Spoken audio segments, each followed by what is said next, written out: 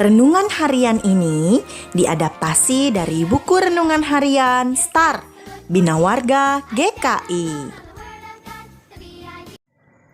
Halo adik-adik, bertemu lagi dengan Bang Jaka di sini. Wah, Bang Jaka udah cukup lama ya nggak bertemu adik-adik. Nah adik-adik, Bang Jaka mau kasih beberapa pertanyaan nih. Adik-adik ada yang tahu nggak jumlah murid Tuhan Yesus itu ada berapa? Wah, cepet nih. Ada 12 ya, benar sekali adik-adik. Oke, pertanyaan berikutnya. Coba sebutkan nama murid Tuhan Yesus yang berawalan huruf M. Ya, benar sekali adik-adik. Namanya adalah Matius. Pertanyaan terakhir nih, adik-adik. Apa sih pekerjaan Matius sebelum mengikut Yesus menjadi muridnya? Ya. Iya, benar lagi adik-adik. Pekerjaan Matius sebelum menjadi murid Yesus adalah pemungut cukai. Adik-adik pintar banget nih. Nah, hari ini kita mau bahas salah satu murid Yesus, Matius ya adik-adik, yang pekerjaan sebelumnya adalah seorang pemungut cukai. Jadi pemungut cukai itu tugasnya adalah mengumpulkan pajak dari masyarakat Yahudi. Tapi Matius ini bukanlah pemungut cukai biasa.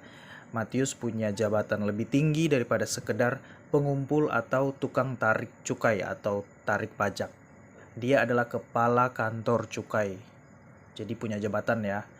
Matius itu mempunyai pekerjaan yang prestisius bagi komunitasnya.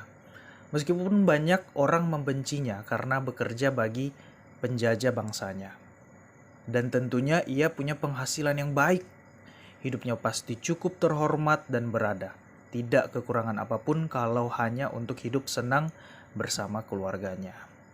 Mungkin tak pernah terpikirkan alasan apapun yang dapat membuat Matius bisa dan mau meninggalkan pekerjaannya itu sebagai pemungut cukai. Tapi adik-adik, ketika Tuhan Yesus tiba-tiba datang dan mengajaknya untuk mengikut Dia, tentunya banyak hal yang harus dipertimbangkan sendiri loh oleh Matius. Dia pasti akan kehilangan segala predikat dan kenyamanan yang dikejar banyak orang pastinya. Kehilangan jabatannya. Tapi Matius dengan sukacita langsung meninggalkan pekerjaan dan segala kemewahannya dan memilih untuk mengikut Tuhan Yesus. Nah, sekarang Bang Jaka mau tanya nih adik-adik. Misalnya adik-adik berada di posisi seperti Matius. Contohnya nih, adik-adik diajak untuk berbagi kasih dan berkat kepada orang lain yang membutuhkan. Tapi adik-adik harus meninggalkan waktu bermain atau kegiatan yang adik-adik lakukan yang mengasihkan. Apakah adik-adik mau? Jadi adik-adik sebagai anak Tuhan yang baik dan mau dengar-dengaran apa kata Tuhan, kita harus mau ya adik-adik untuk mengasihi orang di sekitar kita. Karena apa? Karena Tuhan sudah lebih dahulu mengasihi kita, sudah mati bagi kita, memberikan kita anugerah. Jadi kita juga harus membalas kebaikan Tuhan itu untuk mengasihi orang lain di sekitar kita ya adik-adik. Bacaan kita hari ini adik-adik terambil dari Matius pasal 9 ayat 12. Yesus mendengarkannya dan berkata, "Bukan orang sehat yang memerlukan tabib, tetapi orang sakit." Nah, sekarang mari kita berdoa adik-adik untuk menutup cerita kita hari ini. Kita berdoa. Bapa di sorga, jangan biarkan kami terus mengejar kesenangan kami.